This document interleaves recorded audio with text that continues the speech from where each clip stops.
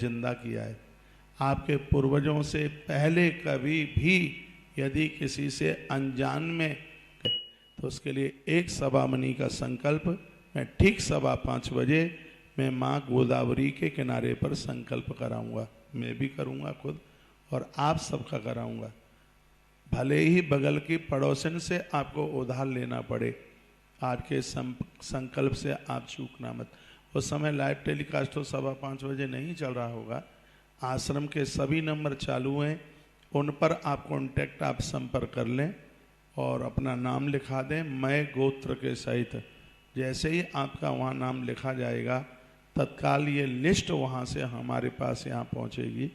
92 580 41 399, 92 580 31 399 और 92 195 12 704।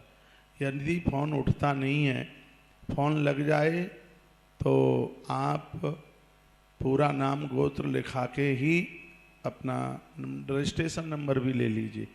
तो आपको ज़रूरत नहीं है, आप तो यहाँ पहुँचे हैं, उनसे रजिस्ट्रेशन नंबर भी ले लें। बता दें महाराज जी ने अभी अनाउंस किया, बोल देना अभी अनाउंस किया है, मुझे आज ही निकलना है, लेकिन ये संकल्प करके जाऊंगा। मुझसे ज़्यादा तो नहीं बन पाएगा, लेकिन 11 सवा मणि का संकल्प मैं खुद अपनी तरफ से भी जरूर इस धरती पर जरूर करूँगा। जान अनजान में कहीं कीड़े मकोड़े, कोई जीव हत्या, कोई बिल्कुल हुई ही होगी, हमें पता लगता नहीं है। बहुत अपराध हो जाते हैं। इस मैया की महिमा ही इसलिए ज़्यादा है क्योंकि किसी न किसी प्रकार से गौ माता के प्रति हमारा कोई अपराध हुआ है। आपने कन्या का कन्यादान किया है और बेटी का कन्यादान करके गौदान नहीं किया, तो ये भी तो अपराध ही तो है, और क्या है, अपराध है ये। मैंने बहुत बार निवेदन किया है कि कन्यादान का पूरा फल गौदान से ही है। किसी की मृत्यु हुई है घर परिवार में, उसकी आत्मा की शांति के लिए गौदान। मंदिर प्राण प्रतिष्ठा कराई है, उसके लिए गौदान। आपकी शादी की साल बच्चों के जन्मदिन, मैं बहुत बार बोलता हूँ, ऐसी पावन तिथियों में आप गौ माता के निमित्त जरूर कुछ किया करें। मेरे पेट में 1-1.5 गिलास दूध ही पहुँचा है सुबह से, लेकिन मैं उत्साहित हूँ। अरे भैया 4 दिन रोटी कोई छोड़ के बता दे, मुझे तो 4 सालें हो गई हैं। ये गौ माता के दूध का ही प्रभाव है, गौ माता के दूध। अभी मैंने लिया है कमरे में, आप कोई माता जी बड़ा अच्छा सा दूध लेके आई हैं गिरगैया का पोस्ट। कौन सी मैया लेके आई हैं? हाँ आप लेके आई। तो गौ तो हमारी गौ माता तो हमारी प्राणों की रक्षा कवच है। और मैं एक बार मैं फिर कहूँगा, आश्रम के सभी नंबर चालू हैं। जब कोई विशेष बात होती है कहीं की, तब मैं वहाँ गौ सवा मणि जरूर कराता हूँ। आपको ध्यान हो, बद्रीनाथ में मैंने कराई थी नारद कुंड पर बैठ करके। बिल्कुल एक दिन के लिए मैं वहाँ गया था कुछ व्यवस्थाएं देखने के लिए। यदि आप रोज टीवी पर हमारी कथा सुनते हैं तो आपको जरूर पता होगा। एक बार मैं नैमिषारण्य गया और वहाँ एक बोर्ड पर लिखा हुआ था, बोर्ड पर लिखा, हाँ कोई महात्मा मिला, ठीक आ गया ध्यान मुझे। उस साधु ने कहा कि इस जगह पर गौ बछिया की भारी महिमा है, उसके दान करने की भारी महिमा। यहाँ प्रभु श्री राम जी को जो ब्रह्म हत्या लगी थी रावण को मारने के तत्पश्चात, वो ब्रह्म हत्या यहीं छूटी। ऐसे कुंड का हमने दर्शन किया और तत्काल हमने वहाँ से गौ बछिया का संकल्प कराया। 3-3 हज़ार रुपये का सहयोग वहाँ से मैंने अनाउंस किया। हो सकता है आपने ये कार्यक्रम जरूर देखा होगा। साल भले ही 1.5-2 साल हो गई हों, 1.5 साल, लेकिन आपको ध्यान में जरूर होगा। सत्संग टीवी ज़्यादा से ज़्यादा महाराष्ट्र में देखी जाती है और इस टेलीविज़न पर आप इन अनवरत कथाओं को सुना करें। तो उसी उत्साह के साथ और उसी प्रमाण के साथ आज नासिक की धरती पर सच बात तो ये है कि मैं आपको कथा सुनाने के लिए नहीं आया, तो फिर गौ माता का सवा मणि संकल्प करने के लिए आया हूँ इस जगह। हकीकत है, इसमें 1% भी बिल्कुल झूठ नहीं है। 2 मिनट में ही मेरा कार्यक्रम बना यहाँ आने का। पहली बार मैंने ये पढ़ा कि मरी हुई गैया को जिंदा करने के लिए गोदावरी माँ धरती पर पधारी। मुझे तो पिछले साल भी नहीं पता था, नहीं तो मैं आपको जरूर बोलता। मैंने किसी प्रवचन में बोला ही नहीं ये शब्द कभी कि मृत गाय को जीवन देने के लिए माँ गौतमी धरती पर, माँ गंगा धरती पर पधारी है ये गोदावरी।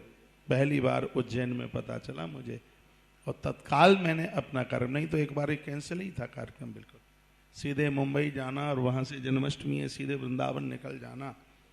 लेकिन जब यह महिमा पड़ी तो ऐसा ही नहीं सोचा, ये भी विचार किया कि जब जब नासिक के आसपास 200-300 किलोमीटर के आसपास आना है तो एक बार माता जी का दर्शन जरूर करना है। इतनी बड़ी महिमा, इतना बड़ा महात्म। इस देश में ऐसी नदियां हैं जिनकी लंबाई बहुत है, जैसे ब्रह्मपुत्र नदी। कभी आप गुवाहाटी जाते हैं माँ का दर्शन करने के लिए, कामाख्या माता का, तो उसके चरणों में ही ब्रह्मपुत्र नदी बह रही है। तिब्बत से इसकी निकासी है। पहले सब एरिया भारत में ही लगता था।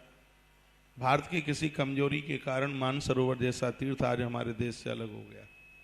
मानसरोवर तीर्थ के पास से दो नदियां प्रकट होती हैं, एक का नाम है ब्रह्मपुत्र नदी और दूसरी का नाम है सिंधु नदी। और ये दोनों नदियां बहुत बड़ी हैं। सिंधु से ही तो हम हिंदू हुए हैं। जो सिंधु नदी है, सिंधु नदी हम लोगों की धमनियों में है, बहुत प्राचीन बहुत पुरानी नदी है। ये सिंधु घाटी सभ्यता का इतिहास आपने पढ़ा है। ये सिंधु हमारे देश में ही प्रकट हुई, लेकिन वर्तमान समय में वो एरिया मानसरोवर हमसे बड़ा दूर चला गया है। वहाँ दर्शन करने के लिए पासपोर्ट वीजा की जरूरत पड़ती है, लेकिन पूर्व से तो वो नदी हमारे ही देश में प्रकट हुई है। आज माता सिंधु का इतिहास में बहुत बड़ा नाम है। ब्रह्मपुत्र नदी भारत में बहती है और उसकी लंबाई, उसकी लेंथ सबसे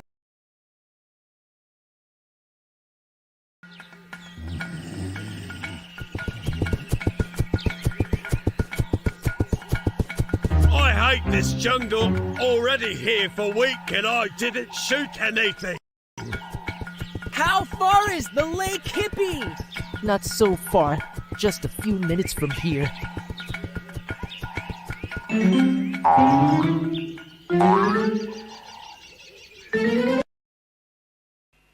मैंने पूर्व में भी बोला है, कोई मातृशक्ति बहन संतान की अभावता में है, गोपाल सहस्रनाम का पाठ नदी का जल रख करके कटोरी में या गैया का कच्चा दूध रख करके पाठ करे और फिर उस जल को पिए, बांझपन खत्म हो जाता है। नदियों की इतनी बड़ी महिमा है, वंश वृद्धि में बहुत आगे। तो ब्रह्मपुत्र नदी अपने भारत में बहती है। 2900 किलोमीटर की लंबाई में इस नदी का बहाव है। ब्रह्मपुत्र नदी माता गुवाहाटी वाली मैया कामाख्या माँ के चरणों में बह रही है, जिसका विस्तार बहुत ज़्यादा है। सिंधु नदी इससे 20 किलोमीटर बस कम है।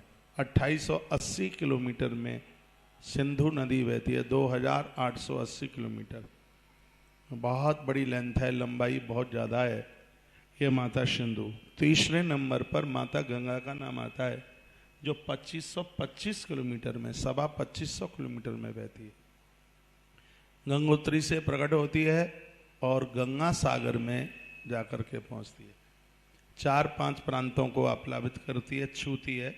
कौन कौन से हैं? उत्तराखंड। गंगा माँ उत्तराखंड में 110 किलोमीटर बहती है। उत्तराखंड में माँ भगवती गंगा 110 किलोमीटर बहती है। उत्तर प्रदेश के लोग बड़े भाग्यशाली हैं, गंगा माँ सबसे ज़्यादा यूपी में बहती है, जिसकी लंबाई उत्तर प्रदेश में 1450 किलोमीटर है। यूपी में माँ भगवती गंगा 1450 किलोमीटर, उत्तराखंड में 110 किलोमीटर और बिहार में माता 445 किलोमीटर बहती है बिहार में, और बंगाल में माता 520 किलोमीटर बहती है बंगाल में। तो ये 4 प्रांतों को, उत्तराखंड, यूपी, बिहार और बंगाल, इन 4, बिटिया ये बंद कर दे मोबाइल, गुड़िया मोबाइल बंद कर दे। तो ये 4 प्रांतों को छूती हुई, स्पर्श करती हुई माँ भगवती गंगा 2500 किलोमीटर के एरिया को तय करती है और गंगा सागर में जाके मिलती है।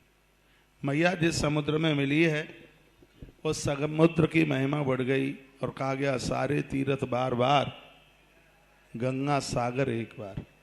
मनुष्य जीवन की उपलब्धि ही तब पूरी हो पाती है जब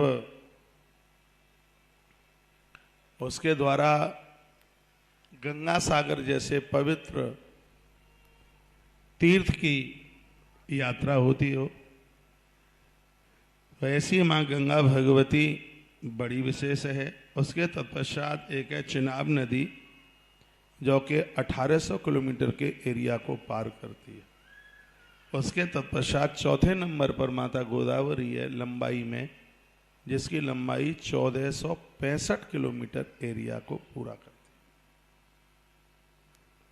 1465 किलोमीटर एरिया को नापने वाली मोबाइल गिराए, एक गिराए नीचे तो खड़ा तो हो गया। 1465 किलोमीटर एरिया में इस नदी का बहाव है, इतनी लंबाई है। उसके बाद में है माता सतलुज। मैं निवेदन करूंगा जितने भी भक्त लोग आप आए हैं अपने पास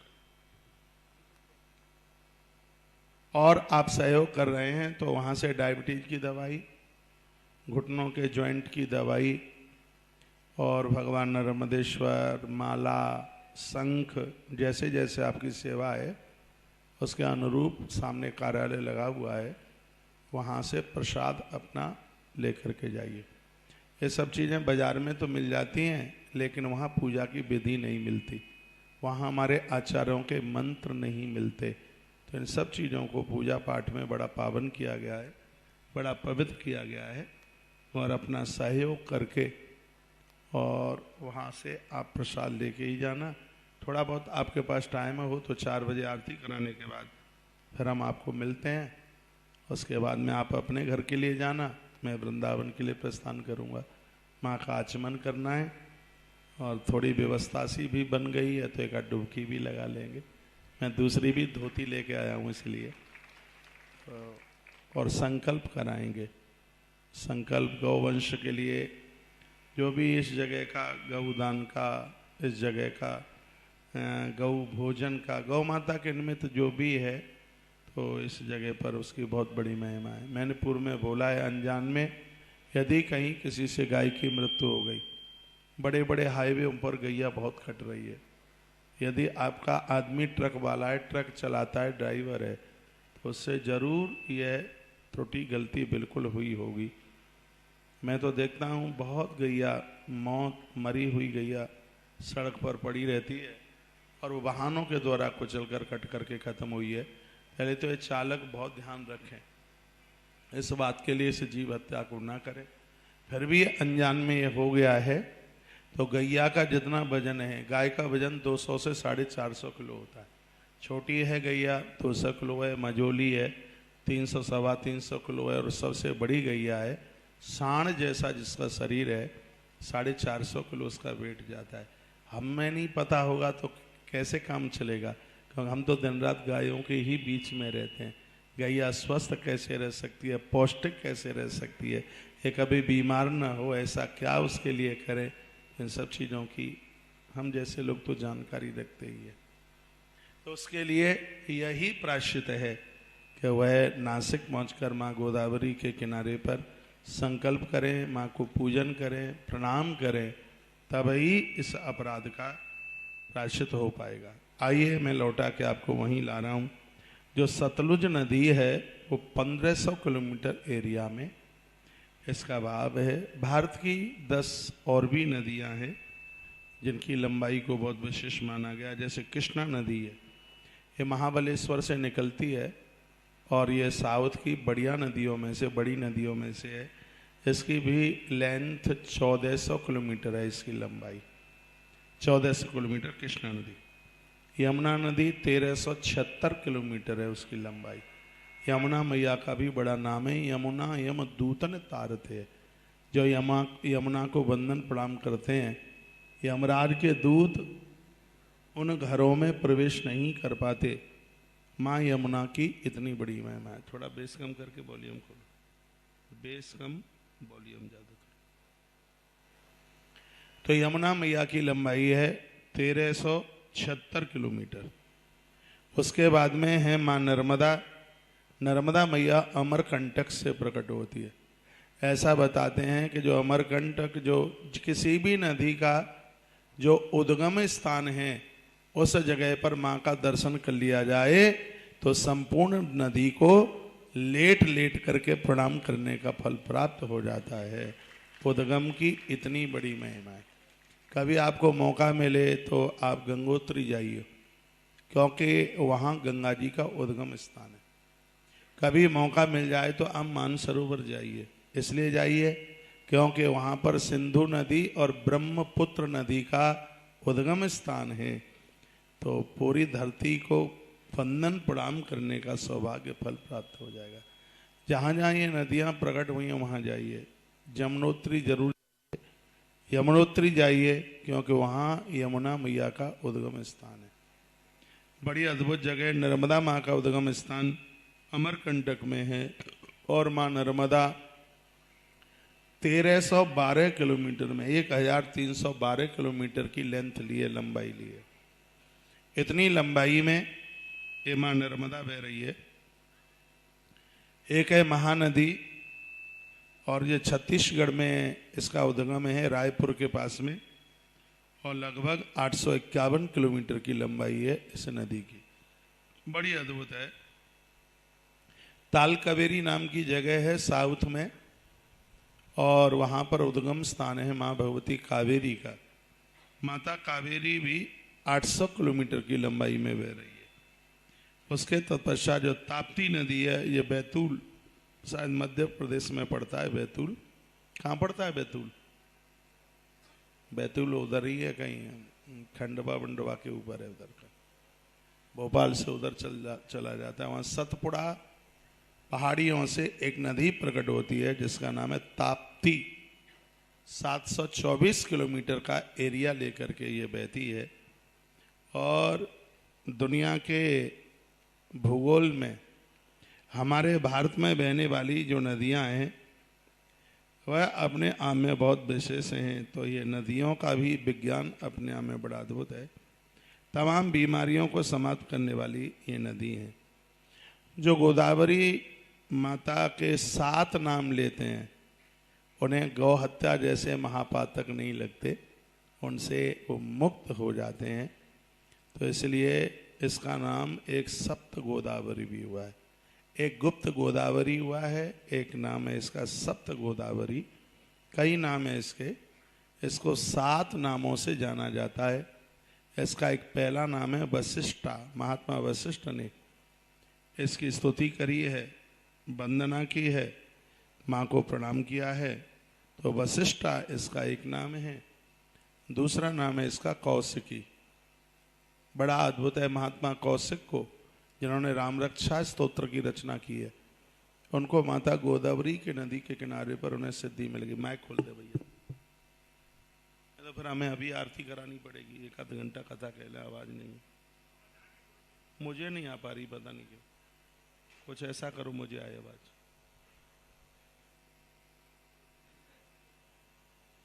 सिरा दे, हाँ अब ठीक है कुछ। तो पहला नाम है वशिष्ठा, दूसरा नाम है कौशिकी। ये माता गोदावरी के ही नाम में आपको बता रहा हूँ। जैसे गंगा माई के 15 नाम विशेष हैं, उसी प्रकार से गोदावरी माता के ये 7 नाम अपने आप में बहुत ज़्यादा विशेष है। तो वशिष्ठा, दूसरा नाम है कौशिकी, और तीसरा नाम है इसका वृद्ध गौतमी, इसलिए इसको बूढ़ी गंगा के नाम से भी जाना जाता है, वृद्ध गौतमी। चौथा नाम है इसका भारद्वाजी। 5वां नाम है इसका आत्रेयी। 6वां नाम है इसका तुल्या। 7वां नाम है इसका अतीवा। इस प्रकार से इस माँ के 7 नाम अपने आप में बड़े प्रभावशाली है। जो लोग माँ गोदावरी के 7 नामों का रोज उच्चारण करते हैं, और गौ हत्या जैसे महापातकों से वो बच जाते हैं। इतनी बड़ी महिमा इस माता की है। जो भी कोई इस माता के दरबार में आता है उसकी सभी मनोकामनाएं पूरी हो जाती हैं।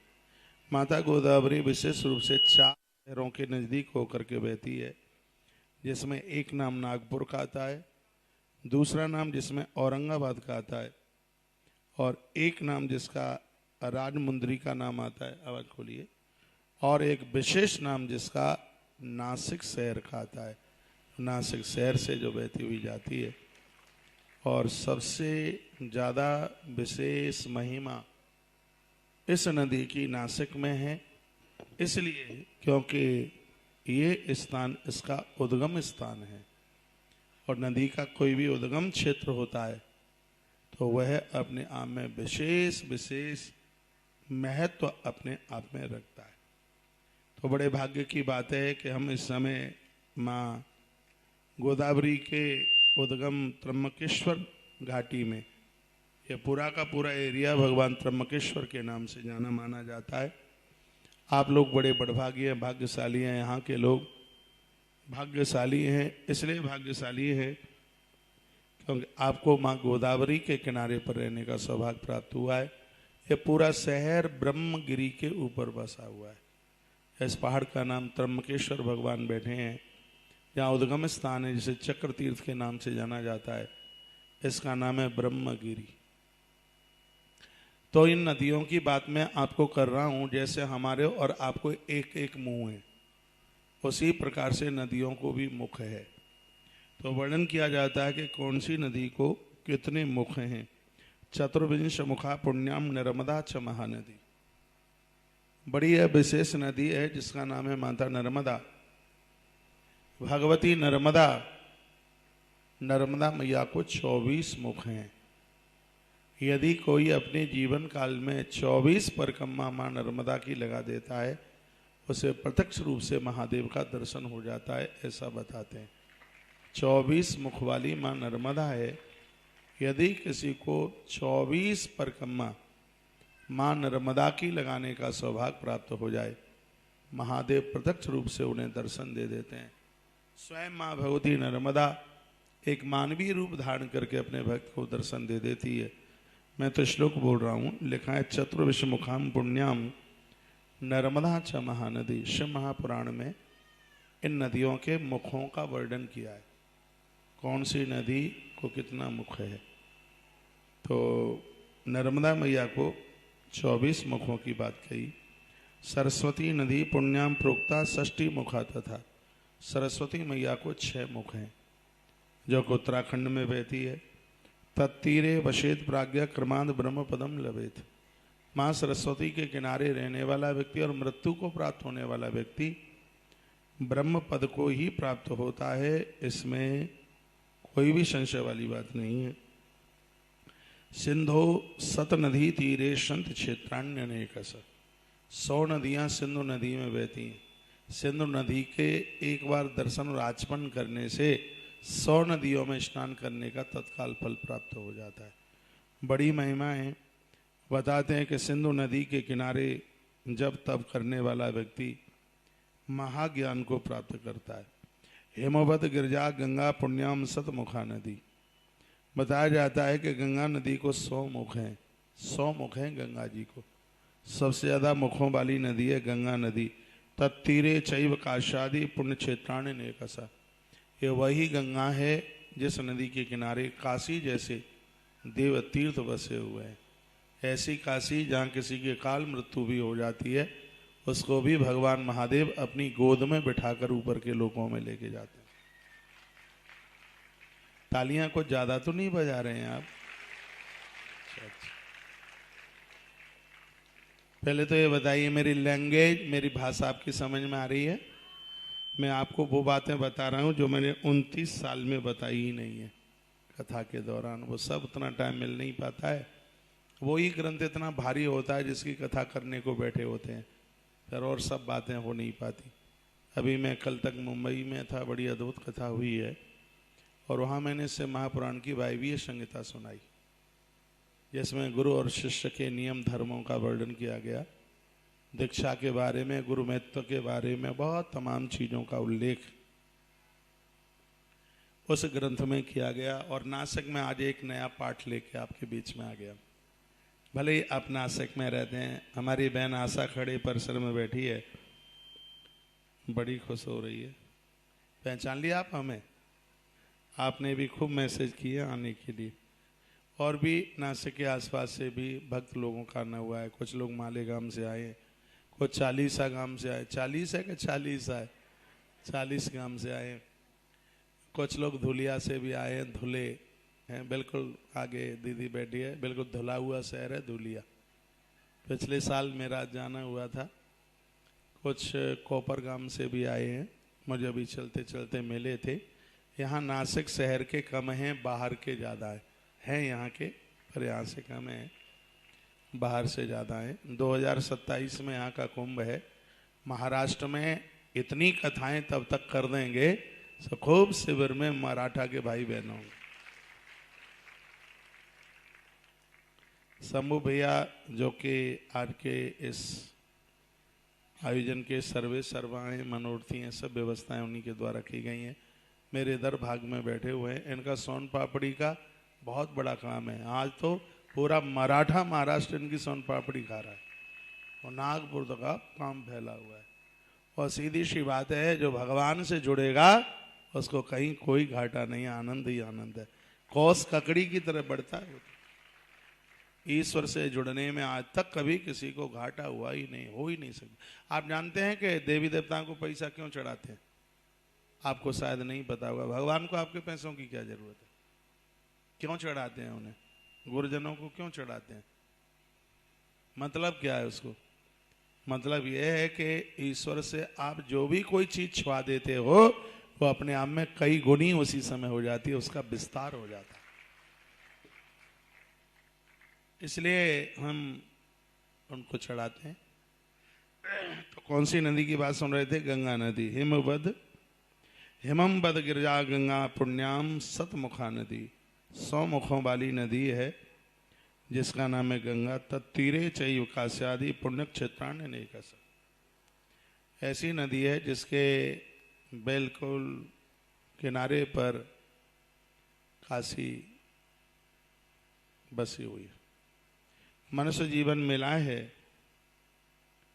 तो आप काशी जरूर जाइए। हम क्यों आते हैं साउथ के तीर्थों में? आपको न जानकारी हो तो सुन लीजिए। भगवान शंकराचार्य जी उत्तर भारत क्यों गए? इसलिए गए कि दक्षिण के लोग दक्षिण में ही न रह जाएं।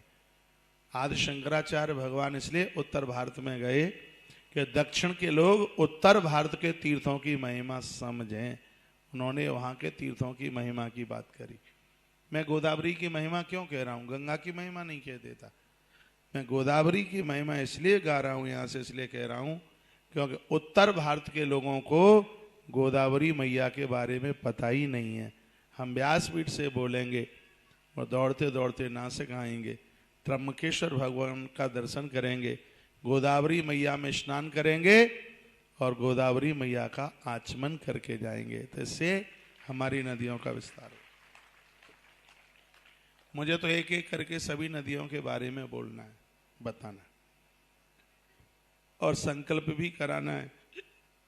संकल्प ये कराना है, नदियों में कुल्ला नहीं करेंगे, नदियों में कपड़े नहीं धोएंगे, नदियों में नहाते समय साबुन नहीं लगाएंगे बिल्कुल। जो नदियों के किनारे रहते हैं इस बात का बहुत ज़्यादा विशेष ध्यान रखेंगे। नदियों के किनारे मलमूत्र का विसर्जन नहीं होगा। हो सके तो नदियों में मुर्दे को भी नहीं बहाना चाहिए। नदियों ये नहीं कि पशुपक्षी मरे और उनको सब नदियों में बहा दिया, नहीं। नदियों की स्वच्छता और पवित्रता हमें और आपको ही करके रखनी पड़ेगी। सरकारें कुछ नहीं कर पाएंगी। सरकार को अपने कामों से फुर्सत नहीं है, उनके पास बहुत काम है और सब काम वो ही कर देंगे तो फिर हम और आप क्या करेंगे? इसलिए हम और आप नदियों को पवित्र बनाए रखें। गंदगी कहाँ से आती है? हम और आप जैसे लोग वो ध्यान रखते नहीं है।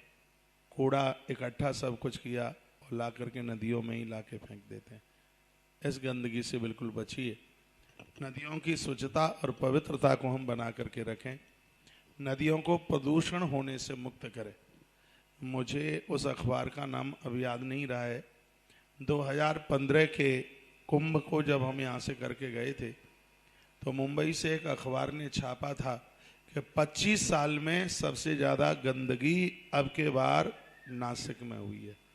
ये उसी समय की बात है, मैं उन दिनों में उज्जैन में था, तो मुझे कोई वो दिखा रहे थे, तो वो क्या था, वो गंदगी करने वाले कोई और लोग नहीं, जिसमें फोटो में कूड़े कचड़े आपके घर की पॉलीथिनें दिखाई जा रही थी, और क्या था, घर की सब गंदगी दिखाई जा रही थी, जब कहीं कोई जगह नहीं है। क्या नदी को नाला समझ रखा है? ये नदियाँ अति पावन हैं, अति पवित्र हैं, इनकी गरिमा और इनकी महिमा हम लोगों को समझ करके रखनी चाहिए। इनकी अपने आप में बहुत विशेषता है, इस बात को न भूलें। तत्पश्चात में फिर आगे निवेदन कर रहा हूँ। उसके बाद में आता है माता गोदावरी का नाम। आप सबको पता भी नहीं होगा, गोदावरी मैया के 21 मुख हैं। ये मैया 21 मुख वाली है। ये माता लिखा है गोदावरी महापुण्याम ब्रह्म गौवध नासिनी, ये लिखा है। इसमें वर्णन है कि ब्रह्म गौवध नासिनी, गाय को हत्या हो गई है, गाय की मृत्यु हो गई है, तो ऐसे संपूर्ण पापों को उखाड़ कर फेंकने वाली नदी पूरे ब्रह्मांड में सिर्फ गोदावरी है, जो गौ हत्या जैसे महापातक को दूर कर देती। इस नदी का जल सबके घर में होना चाहिए। 7 नदियों का जल सबके घर में हो, जिसको सप्त गंगा के नाम से जानते हैं। अभी मैंने 7 नदियों का नाम आपके बीच में लिया, गंगा, यमुना, सिंधु, सरस्वती, कावेरी और माँ भगवती नर्मदा और माता गोदावरी। ये 7, इन 7 नदियों का दर्शन कर लो, आचमन कर लो, धरती की सभी नदियों के दर्शन का मैं तो फल प्राप्त हो जाता है। आप नासिक में रहते हैं, हम लोग वृंदावन में रहते हैं, 24 घंटे में एक बार तो माता यमुना का दर्शन कर ही लेते हैं। माँ कृपा कर रही है और उसी की कृपा से हम पूरी दुनिया में भ्रमण कर रहे हैं, दर्शन कर रहे हैं। और आप यहाँ रहते हैं, जाते हुए आते हुए पंचवटी यहाँ का स्थान बड़ा शुभ है, बड़ा पावन है। यहाँ इसलिए इस स्थान की महिमा है क्योंकि इस स्थान पर भगवान प्रभु श्री राम जी ने एक विलक्षण श्रोता को, एक विलक्षण महापुरुष को अपना श्रोता बनाया। और शायद आपको ये ना पता हो तो मैं बोले देता हूँ, पंचवटी पर भगवान राम ने किसको कथा सुनाई? पंचवटी पर भगवान प्रभु श्री राम जी ने लखन लाल को कथा सुनाई। भक्ति, ज्ञान और वैराग्य का वर्णन यहीं किया था जहाँ पर हम बैठे हुए। सिर्फ इस स्थान पर सूर्पणखा की नाक कटी है, इसको इस प्रकार से ही ना समझा जाए, ये ज्ञान की धरती है। प्रभु श्री राम जी ने अद्भुत प्रवचन किया, वो यहीं की चौपाई है जो गोस्वामी जी ने लिखी है, भगत तात अनुपम सुख मूला, मिलई जो संत होए अनुकूला। वो यहीं की है चौपाई, इसी जगह की है जहां मैं बैठा हूं। ताक भक्ति की महिमा, वैराग्य की महिमा, ज्ञान की महिमा, माया क्या है, लखनलाल ने तमाम प्रश्न किए हैं। और इसी जगह पर मेरे प्रभु श्री राम जी ने एक बैरागी को श्रोता बना करके और अद्भुत ज्ञान भर दिया, अद्भुत बात कही है। अब हम लोग तो बहुत ज़्यादा जिम्मेवारियों में फंस गए हैं, नहीं तो नासिक जैसी जगह पर तो पूरा 1 महीना रहने का मन करता है। ऐसी जगह भगवान कृपा करे कभी हो जाए। मुझे कोई कल कह रहा था, महाराज जी बम्बई में आश्रम बना दो ना, मुंबई में आश्रम बना दो। हमने कहा आश्रम ही बनाना है तो बम्बई में क्यों बनाएंगे, नासिक में बनाएंगे। उनका इतना सा मुंह रह गया। बोले बम्बई में लंबी लंबी बिल्डिंग हैं, ऊंचे यहाँ बड़े मकान बने हैं, सड़क सरपट्टेदार हैं। मैंने कहा यहाँ मकानों की लंबाई बहुत है, लेकिन नासिक में माँ गोदावरी की लेंथ बहुत भारी है। जो कथा मैं आपको यहाँ सुना रहा हूँ 2 मिनट 2.5 मिनट मैंने उस सज्जन को भी वहाँ सुनाई। यहाँ की मैंने महिमा सुनाई।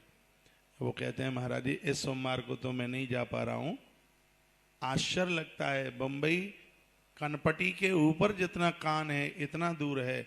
उस आदमी को 12 साल हो गए मुंबई में, लेकिन वो अभी तक नासिक नहीं आ पाया। और वो बोलता है कि महाराज जी मैं अगले सोमवार को या रविवार को, रविवार की मेरी छुट्टी रहेगी, रविवार को जाऊंगा, रात को रुकूंगा और सोमवार को और मैं वहाँ नहा करके फिर मैं वापस लौटूंगा। हम यही तो पुण्य कमा रहे हैं। जिन लोगों को जिन चीज़ों की जानकारी नहीं है, डुबकी वो लगाएगा और हमें उसका पुण्य फ्री फंड में मिलेगा, देख लो। क्योंकि वो हमारे समझाने पर, हमारे कहने पर या हमारे निवेदन पर उसका आना हो रहा है। तो ये जगह तो बहुत विलक्षण है। यह जगह विलक्षण ना होती तो फिर यहां कुंभ महापर्व क्यों लगता? ये जगह विलक्षण न होती तो वनवास काल में प्रभु राम यहां क्यों आते? ये जगह विलक्षण है। और मैं सबको निवेदन करूंगा, जितना भी पूरे देश में मुझे लोग सुन पा रहे हैं, यहाँ आप दर्शन के लिए आइए, यहाँ आप भ्रमण के लिए मत आइए। दर्शन के लिए यहाँ राम आए थे और भ्रमण के लिए यहाँ सूर्पणखा चल के आई थी। सूर्पणखा तो घूमने के लिए आई है। पंचवटी जो पूरा ये एरिया है, पहले तो ये और ज्यादा पहले सुंदर होता था। दुनिया में यहाँ जैसे पेड़ नहीं थे, वृक्ष नहीं थे, यहाँ की हरियाली, पतझड़ में भी पत्ते गिरते नहीं थे, भरी गर्मी में भी यहाँ ठंडक रहती थी। ऐसा स्थान था।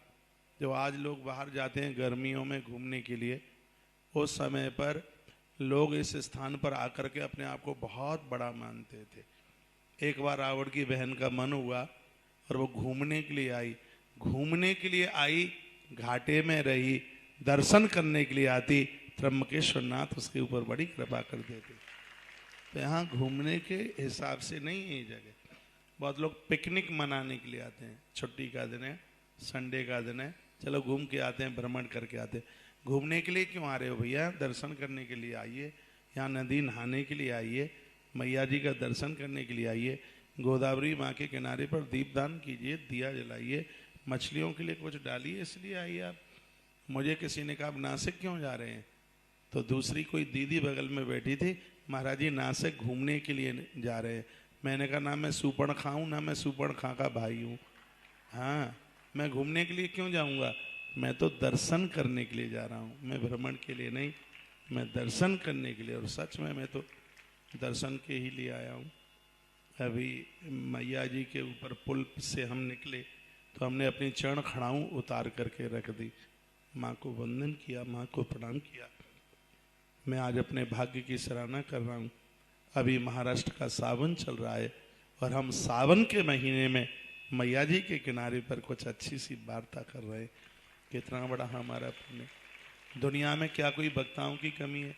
एक से एक धुरंधर वक्ता हैं, लेकिन आज की तिथि में मैया जी ने मुझे ही बुला लिया है अपने पास, अपनी गोद में। ये उसकी कितनी बड़ी कृपा है। आप लोग यहाँ बैठे हैं, मेरी बातों से आप बोर तो नहीं हो रहे हैं? बोर हो रहे हो तो आरती कराए देता हूँ, यदि अच्छा लग रहा हो तो फिर और सुनाई देता हूँ।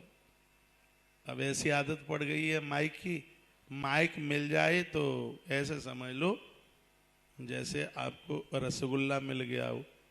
माइक मिल जाए तो माइक तो फिर छोड़ने का मन ही नहीं करता है। तो पूरा देश लाइव टेलीकास्ट सत्संग टीवी पर, आप सत्संग टीवी के लिए पहले ताली बजाइए, धूम मचाइए इस चैनल में, बढ़िया बढ़िया बातें सबके घर तक पहुंचाइए।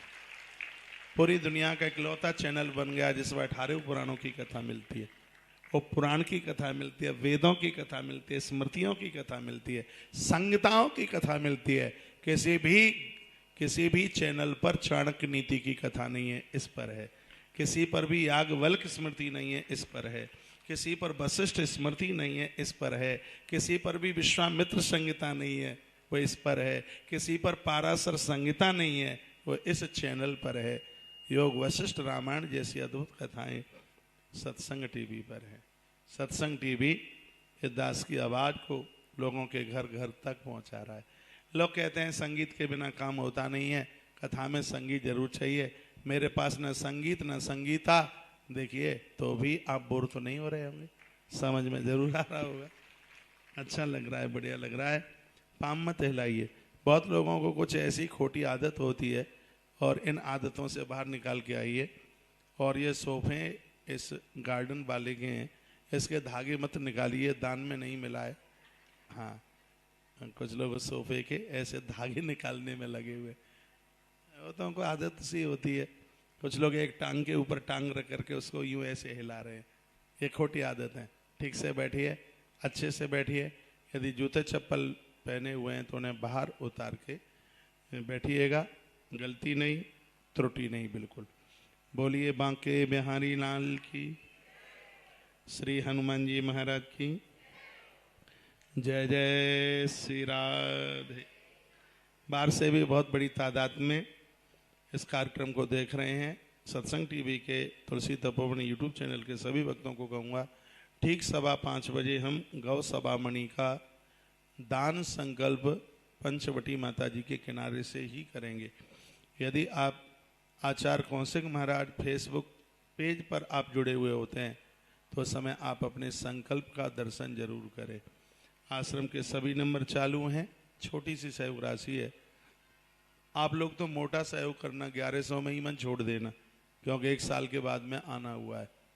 आपके लिए तो कैंसर हॉस्पिटल, गौ माता की छत बन रही है, 1000 आवास बन रहे हैं बड़े बड़े। एक आवास में 100 गैया, तभी तो 1 लाख गायों के लिए स्थान बन करके तैयार हो पाएगा। पिछले साल हम यहाँ से एक टेम्पू ट्रेवल्स गाड़ी लेके गए। जब जब मेरी आंखों के सामने वो दिखती है तब तब मुझे नासिक याद में आ जाता है। इतने बढ़िया काम कर रही है। वृंदावन में लोग आते हैं, कभी उन्हें वृंदावन ले जाती है, कभी उन्हें गिरिराज जी लेके जाती है, कभी इन सब बच्चों को इनको कथा में लेके जाती है। इसका पुण्य किसको मिल रहा है? इसका पुण्य आप लोगों को प्राप्त हो रहा है। आपको तो मेरे लिए ताली बजानी चाहिए, आपके पैसे को अच्छी जगह लगवा रहे हैं। कितना पुण्य है। लोग गिरिराज जी जा रहे हैं, कोई बरसाना जा रहा है और गाड़ी सबको ले ले करके जा रही है। दर्शन वो करते हैं और उसका पुण्य आपके खाते में आ जाता है, अपने आप आ जाता है, ऑटोमेटिक आ जाता है। जैसे आपने एफडी करा रखी है तो आपके अकाउंट में उसकी ब्याज आई जाती है। आप दान पुण्य कर बैठे हैं, हमारे और आपके ना रहने के बाद भी उसका पुण्य हमारे खाते में आता रहेगा, आता रहता ही है।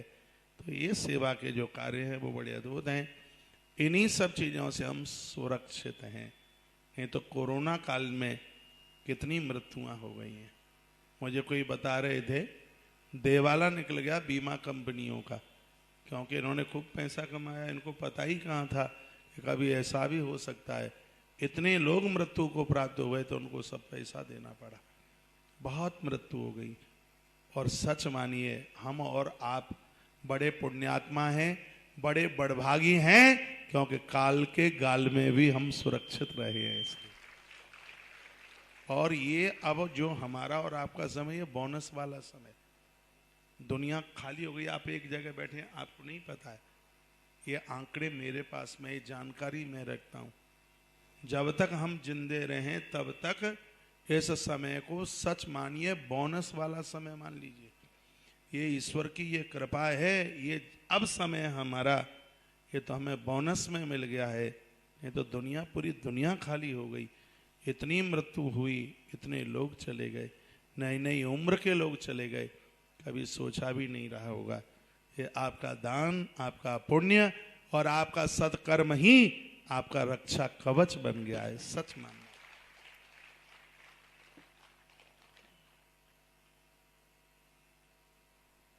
हर त्रयोदशी को प्रदोष वाले दिन 1 दिया, 7 दिया, 11 दिया, 21 दिया माँ गोदावरी के तट पर प्रदोष काल में जलाया करो। हमने भी प्रदोष काल में जलाए थे पिछले। वही बात कहूंगा जो प्रमाणित है। प्रदोष काल में भगवान त्र्यंबकेश्वर ने दर्शन महात्मा गौतम को दिए थे। तो प्रदोष काल में जब जब प्रदोष, मैं तो वीडियो डालता ही रहता हूँ कि प्रदोष कब का है, आगे भी डालता रहूँगा।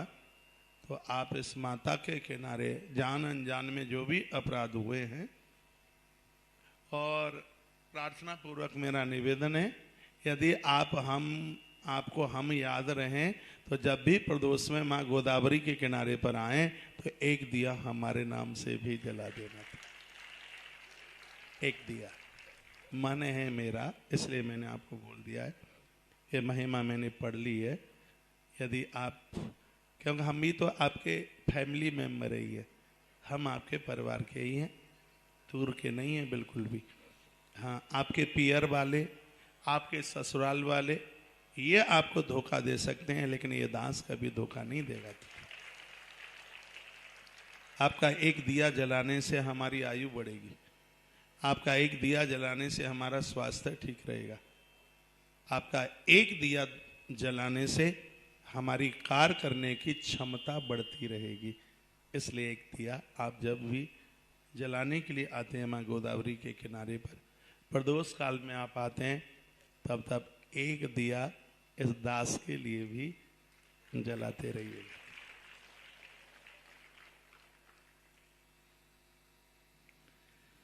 इक्कीस मुख वाली माँ गोदावरी है। अगले कुंभ में आ रहा हूं नासिक में, पूरा महीना भर के लिए, पूरा एक महीना रहे, खूब आनंद लेंगे, मैया जी के दर्शन करेंगे, खूब गप्पे भी लगाएंगे, कहानियां सुनाएंगे, आपसे भी सुनेंगे। एक महीना यूं हाल निकल जाएगा। अब तो नासिक घर जैसा लगता है, पहले तो पराया लगता था, कोई था ही नहीं अपना। अब तो आप बहुत हो गए। पहली बार आया था, कहाँ थे आप? इतने सुंदर से मुस्कुराहट वाले चेहरे थे ही नहीं आप। अब तो आप मिल गए, तब तक तो और संख्या बढ़ जाएगी। सब व्यवस्थाएं, परोसना, जमाना और झाड़ू पोंछा लगाना, ये सब काम मिलजुल के करते रहेंगे, पूरा आनंद लेंगे। तैयार रहिएगा। 27 के सावन भादों में आ रहा है कुंभ। पिछले साल भी महीना भर रह के गया हूँ, और अब के बार भी महीना से कुछ दिन ज्यादा रह के जाऊंगा। 5-7 दिन पहले आऊंगा और 5-7 दिन बाद में जाऊंगा। अद्भुत जगह, अद्भुत स्थान। भगवान कृपा करे, हर साल मैया जी बुला लिया करे, त्र्यंबकनाथ भगवान कृपा करते रहे। मैं खोलियो भैया, और यहाँ आने का सौभाग्य प्राप्त होता रहे। 21 मुंह वाली मैया का दर्शन कर लें। भगवान त्र्यंबकेश्वर को 3 मुख हैं, शंकर जी को 5 मुख हैं, इनको 3 मुख हैं शंकर जी को। कौन कौन के मुंह हैं इनमें? तो पिंडी का आप दर्शन करते हैं, इसमें एक तो महात्मा गौतम का मुख है, एक इसमें महादेव का मुख है, और एक इसमें माता गोदावरी का मुख है। इसलिए इसको भगवान महादेव को त्र्यंबकेश्वर के नाम से, इसमें तीनों ही समाहित है। इसमें माँ गोदावरी साकार भाव से समाहित है, महात्मा गौतम साकार रूप से समाहित है, और इसमें भगवान महादेव तो हैं ही अपने आप में।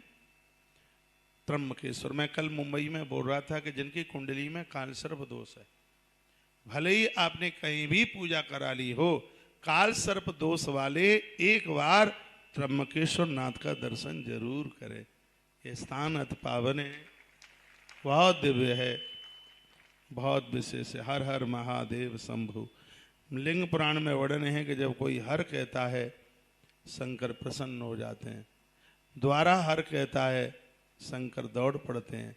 और हर हर के बाद कोई महादेव कह देता है, भोलेनाथ रो पड़ते हैं, कहते हैं काशी तेरी, नासिक तेरा, उज्जैन तेरा, जो मेरा है वो सब तेरा। शंकर कहते हर हर महादेव। ऐसी धरती नासिक की जो बहुत आनंद देती है, आनंद देती है। पुरानी गाड़ियों की सबसे बड़ी मंडी नासिक है, रीसेल वाली गाड़ियां। हाँ, सब हमें पता ही नहीं था, जो हमें तो अभी पता लगा, कोई हमें बता रहे थे।